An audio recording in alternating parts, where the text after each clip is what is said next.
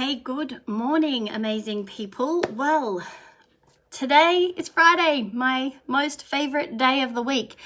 So I thought I would come on and do my Facebook Live. And as I went for my walk this morning, I was thinking about some topics that I'd like to talk about.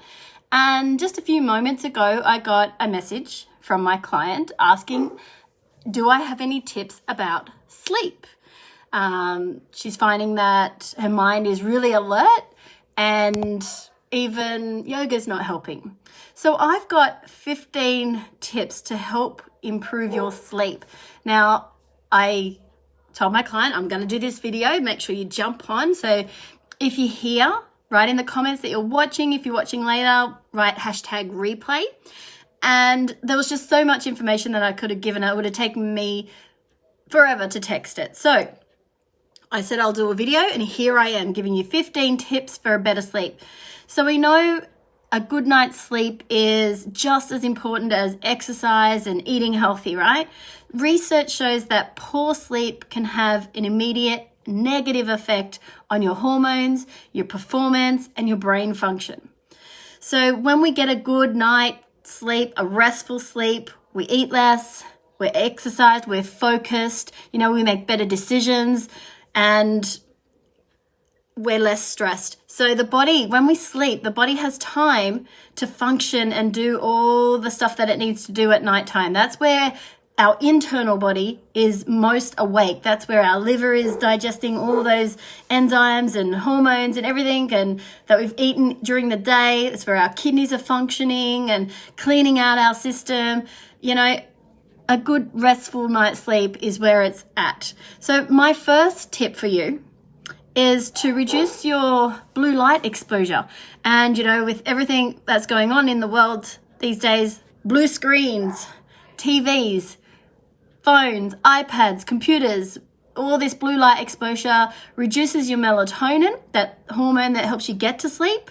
So we want to reduce the blue light exposure, and you can get yourself some of these glasses, which I have a few pair now, and they're called blue blockers. And what they do, it just reduces that exposure of that blue light, so then your melatonin production can keep going. And when our melatonin is low, then we're not going to get to sleep, and it's not going to be a restful sleep. So 2 hours before you go to bed, reduce it. So a lot of people watch TV before they go to bed. Try and read a book or do a meditation before you go to sleep. So the second tip I have is increase the bright light exposure during the day. So at nighttime, you want to reduce the blue light. During the day, you want to increase the bright light. So you want to get out in the sun. You want to get that beautiful warm sun on your body. And this is allowing our body to get that natural timekeeping clock going into a nice rhythm. And that's called your circadian rhythm. And this will affect your brain, your body, and your hormones and help you stay awake during the day, telling you that your body that it's wake time. So then at nighttime, when it becomes dark, it will go into sleep time. And then we'll get that melatonin production, we'll get sleepy, and we'll go to sleep. So get some daylight during the day, so then at nighttime, reduce your blue light. The third tip that I've got for you today is reduce your caffeine. Caffeine is a stimulant. It's going to pick you up. So you want to try not to have any coffee, any energy drinks, or pre-workouts or anything like that after 3 o'clock. All right, I know I drink a green tea during the day, which has caffeine. If I have it past 3, I don't have a very restful night's sleep. So reduce your caffeine during the day. Now, nano naps. Who doesn't love a little nano nap? So the main thing is when you have a little nano nap that it's 20 minutes, no more than 20 minutes. Your body's circadian rhythm then is not gonna go with the sunrise and the sunset. So any longer than 20 minutes, then you set that circadian rhythm out of alignment. So that is your nano nap. So the next one is try and have a consistent bedtime and wake time. So if you're always going to bed at different times during the day, during the evening, and waking up different times in the morning, it just, again, it takes that circadian rhythm out of balance. If you can have a set bedtime and a set wake time, that will help you stay in that beautiful rhythm of going to sleep and waking up. And then you may not even need an alarm. Your body's just so used to waking up that it just gets up. I know Monday, like I used to teach classes at 5 o'clock, 5:30, 6 o'clock, 6:15, and I was just getting up at different times every morning, and it would make me feel tired the next day. Even though the extra 15 minutes in bed, it was just putting me out of whack. So I went, you know what, I'm going to teach all my classes at 5:30 in the morning, and then I'll just get up at the same time every day, and then I go to bed at the same time Monday to Friday anyway. So that is tip number 5. Number 6 is a melatonin supplement. So like I said before, melatonin is your hormone that helps you go to sleep. And when that is low because of blue light exposure, you're not getting enough daylight or caffeine, whatever it may be, then you're not going to go to sleep so easily, and the brain's just going to be wired. So you can get an over-the-counter. I saw it on TV the other day. It's called Circadian, I think it was. That is was a prescription. Now it's over-the-counter. And it's a natural hormone for your body. You can try and take this melatonin supplement, and that will help you go to sleep. But again, it will be helpful, more helpful, if you got daylight, reduced your blue light, less caffeine, and followed all these other tips. Tip number 7 is alcohol. Now, initially, alcohol may help you relax, but then it's going to become a stimulant, and it's going to not help with that melatonin production. So, and that melatonin plays a key role in the body's circadian rhythm. So, drinking alcohol can affect that hormonal production. Tip number 8 is optimize your bedroom environment. So I know it's winter and you're cold, but if you get overheated at night, that's going to wake you up. Your room must be nice and cool, about 20 degrees. You don't want to be overheated. You don't want to be too cold, too hot. You need to find that happy medium. And your room wants to be dark. Try and not have any light shining in. You want to make sure that no phones in the room at night. That's going to avoid you getting on your screen and having that blue light exposure. So no phone in the room. I don't have my phone. I haven't had my phone in my room for a few years. I've got an old-fashioned. I've got a digital alarm clock that I have beside my bed. And I also have a salt lamp, so they'll help purify the air. So no TV in the room either, reducing your blue light. Your bedroom should only be for sleeping. Tip number 10, don't eat late at nighttime. So eating late in the evening, again, can impact your hormones, that melatonin production. So allow yourself at least 2 to 3 hours before you go to bed, before you finish eating, and then give yourself 2 to 3 hours before you go to bed.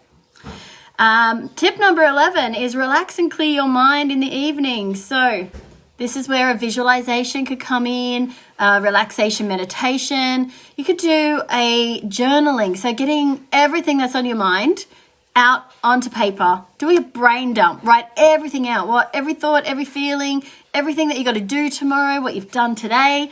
Journaling before you go to bed just takes all that stuff out of your head. So then when you go to sleep, you're not remembering what you got to do tomorrow. You've already written it down. And when you write things down, then the brain goes, yep, it's written down. I'm not going to forget. I don't need to think about it now.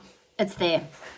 Number 12, if you're following all these steps and you're still having trouble, maybe you should go see a doctor and to see if there's any sleep disorder. Maybe there's underlying issues there that may be causing the problem with sleep. So that's a good thing to check out as well. Tip number 13, bed, mattress, pillow. How old is it?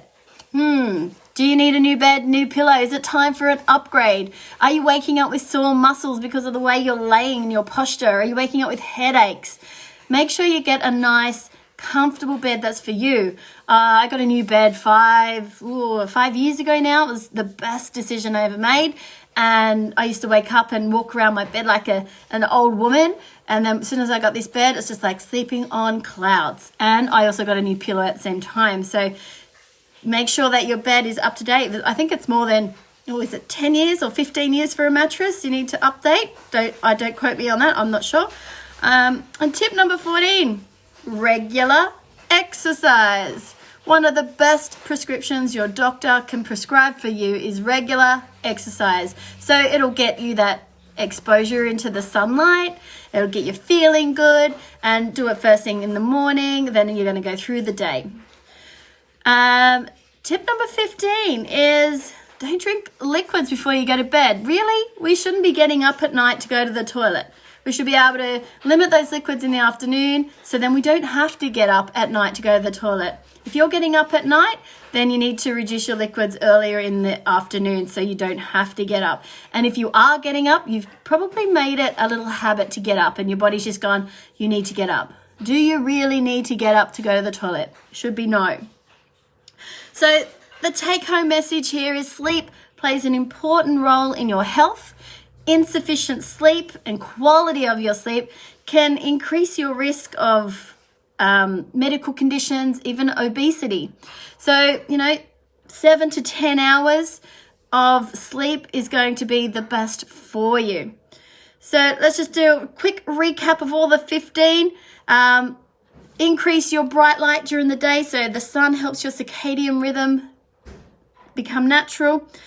Reduce your blue light exposure at night, so reduce the screen times, the blue blockers, get the blue blocker glasses so it can reduce that exposure. Less caffeine, no more than 20-minute power nap, have a set sleep and wake time, a melatonin supplement there, no alcohol, optimize your bedroom, so make sure it's quiet, dark, cool, bedroom temperature around 20 degrees if you can. Don't eat late, 2 to 3 hours before bed. Relaxation techniques, breathing exercises, meditation, hot showers help as well. Rule out a sleeping disorder, so get that checked out. Get a comfortable bed and pillow. Exercise daily, that's going to help improve your health and your sleep and your mood. Don't drink fluids early in the afternoon, or late in the afternoon I should say, before you go to bed. And a bonus tip for you here is maybe have a weighted blanket. A weighted blanket, studies show that it helps get to sleep quicker, reduces anxiety. But you know what? What works for one person may not work for another person. So you've just got to try what works for you, and what works for you is perfectly right for you. So if you have any questions, write it in the comments. I'll get back to you later. And if you need any help, I'm happy to chat in detail about any of these tips. And I'll see you next time. So have an amazing, amazing, amazing weekend. And I'll talk to you soon.